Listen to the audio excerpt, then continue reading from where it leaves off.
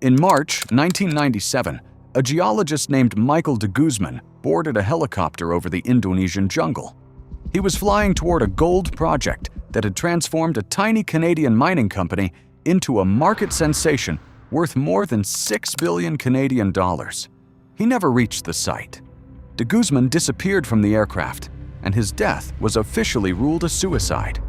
Days later, independent drilling revealed that the greatest gold discovery in modern history might contain almost no gold at all.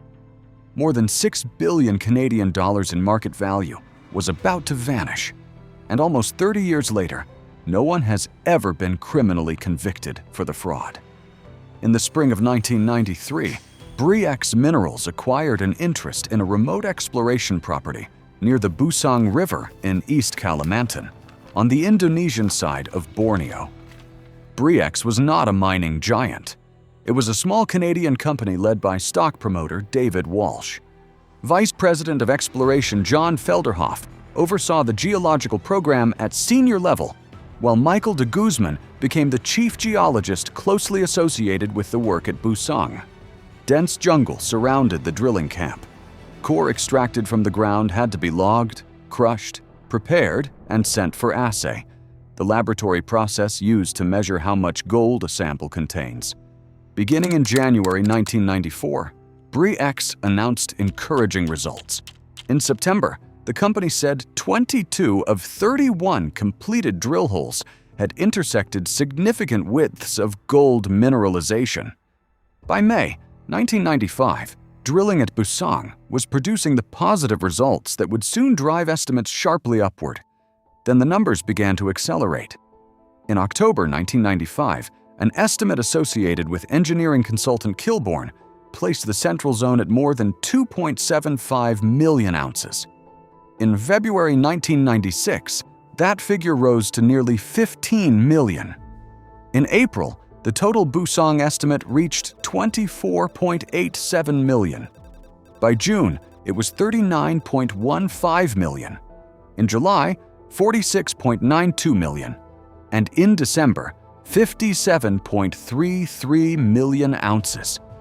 Each increase made Bre-X more valuable. The stock, once traded for pennies, climbed above 200 Canadian dollars on a pre-split equivalent basis. At its peak, the company's market capitalization exceeded 6 billion Canadian dollars. The story became almost irresistible. A junior miner appeared to have found a deposit comparable with the greatest goldfields on Earth. Analysts issued aggressive targets. Institutional investors bought shares.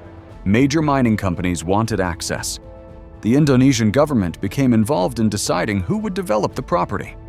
On February 17, 1997, Bre-X announced its highest official company figure, 70.95 million measured, indicated and inferred ounces of gold. Felderhof also described 200 million ounces as possible future potential, but that was never a formally confirmed Bre-X resource. The official calculation remained 70.95 million. Bre-X was too small to develop a project of that scale alone. It needed a partner with the money and technical capacity to build a mine. That partner would also demand something Bre-X had never fully faced before: independent verification. And the moment another company controlled the drilling, the entire $6 billion story was placed at risk. The selected partner was Freeport-McMoRan, a major mining company with extensive experience in Indonesia. Under the proposed arrangement, Freeport would receive a 15% interest and operate the project, while Bre-X would retain 45%. But the agreement depended on due diligence. Freeport drilled confirmation holes near locations where Bre-X had reported significant gold. Its teams controlled the samples and the assay process. The results did not match. By mid-March, Freeport was finding only insignificant amounts of gold. Strathcona Mineral Services later reported that Freeport informed Bre-X of the discrepancy around March 18th. The next day, March 19th, Michael de Guzman boarded a helicopter traveling toward Busang. During the flight, he disappeared from the aircraft and fell into the jungle below. His death was officially ruled a suicide, but the timing was extraordinary. The geologist most closely associated with the Busang sampling program was gone, just as independent drilling threatened to expose the project. The official account has remained disputed. A body was reportedly recovered 4 days later in an advanced state of decomposition. Later reports questioned its identification, citing claims about missing hands and feet, absent dentures, and possible neck injuries. The remains were reportedly cremated without DNA testing or confirmed dental identification. Rumors later claimed de Guzman had been seen alive. None of this proves another explanation. De Guzman's death was officially ruled a suicide, but questions over the body, the timing, and later reports have kept it disputed. No verified evidence has proved he survived, staged his death, or was murdered. Investigators and journalists later focused heavily on de Guzman because of his role and access to the sample chain. Many widely believe he knew how the false gold values were created, but he was never tried, never convicted, and no court determined that he personally salted the samples.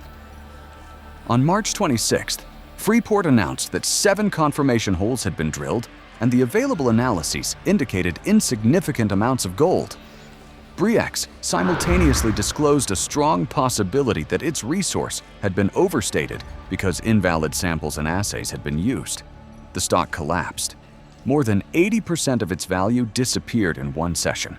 Still, Freeport might simply have missed the deposit. To settle the question, Bre-X hired Strathcona to conduct an independent technical audit using newly drilled core under controlled conditions. The auditors did not find a smaller gold mine. They found evidence that the gold in Bre-X's samples had come from somewhere else. The basic deception was known in mining as salting. A drill core should provide a physical record of the rock underground. If gold is naturally present, its particles should be consistent with the surrounding geology. But Bre-X's preparation process created a vulnerable point. According to Strathcona, core was crushed to particles smaller than 2 millimeters before a portion was split out for assaying. Outside, gold could therefore be introduced after the rock left the ground, but before the prepared sample reached the laboratory. The laboratory would still detect genuine gold. Its machines were not being fooled. The gold inside the bag was real. The falsehood concerned where that gold had come from. Investigators concluded that outside gold had been added to thousands of prepared samples. Later accounts described fine gold shavings, including material consistent with jewelry, and larger quantities of panned or alluvial gold mixed into crushed core. The exact mechanics and the identities of whoever physically carried out the tampering were never established in a criminal trial. The mineralogy exposed the deception. Strathcona found that grains recovered from Bre-X's crushed samples were often coarse, rounded, abraded, and pitted. Some ranged from 100 to 2,000 microns.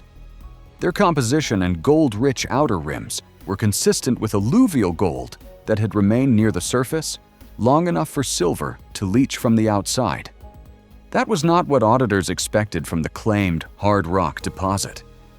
Freeport had also taken pieces of core identified by Bre-X geologists as promising before those pieces entered the normal preparation process. Those controlled samples tested negative. Strathcona then drilled 6 audit holes beside Bre-X locations and selected 350 meters of core to maximize the chance of confirming the reported gold. The resulting 175 samples were tested in laboratories in Australia, Indonesia, and Canada. The results were essentially nil. Strathcona reported only trace amounts of gold, with no samples of economic interest. It concluded there was virtually no possibility of an economic gold deposit in the main audited area. The audit said the gold in samples submitted by Bre-X had originated from somewhere other than the Busang zone. It described falsification affecting many thousands of samples and the resource estimates built from them. The $6 billion company had been built on gold that was real, but had not come from the mountain. Now came the question investors assumed the legal system would answer: who had done it? the Royal Canadian Mounted Police opened a criminal investigation, but the case crossed borders, involved a remote Indonesian site, and depended on a sample chain that had already been compromised. De Guzman was dead, officially at least, and could not be questioned. David Walsh maintained that he had been deceived. He died in 1998 before facing any charges. In May 1999, the RCMP ended its active investigation without laying criminal charges, saying the evidence was insufficient to support a prosecution, likely to succeed. The Ontario Securities Commission pursued a separate securities case against John Felderhof. Felderhof was the only person charged in connection with Bre-X. The OSC filed 8 provincial securities law counts, 4 related to alleged insider trading and 4 to allegedly misleading company disclosures. The charges did not allege or establish that Felderhof had personally salted samples. He denied wrongdoing. His trial began in 2001, was interrupted by years of procedural battles, and reached a verdict on July 31, 2007. Felderhof was acquitted on every count. The court did not convict him of insider trading, misleading disclosure, or participation in the Busang sample fraud. Bre-X collapsed. Its shares became effectively worthless. More than 6 billion Canadian dollars in market value was wiped out. Actual investor losses varied depending on when shares were bought and sold. The scandal exposed a fundamental weakness in mining finance. Assays can come from real laboratories. Resource calculations can be performed by respected consultants. But if no independent party controls the sample from the moment it leaves the ground, every calculation that follows may rest on corrupted evidence. Bre-X looked credible because the gold was measurable. Laboratories found it. Consultants modeled it. Analysts valued it. Investors paid for it. The missing question was the simplest one. Did the gold actually come from Busang? Independent drilling finally answered that question, but it came only after Bre-X had grown from a penny stock into a company worth more than 6 billion Canadian dollars, and after the man investigators and journalists linked most closely to the sample process had disappeared from a helicopter. Michael de Guzman's fate remains disputed. David Walsh died without being charged. John Felderhof was charged, tried, and acquitted. And almost 30 years after the greatest mining fraud of its era was exposed, no one has ever been criminally convicted for it. If you want more stories like this one, there is a new documentary every week.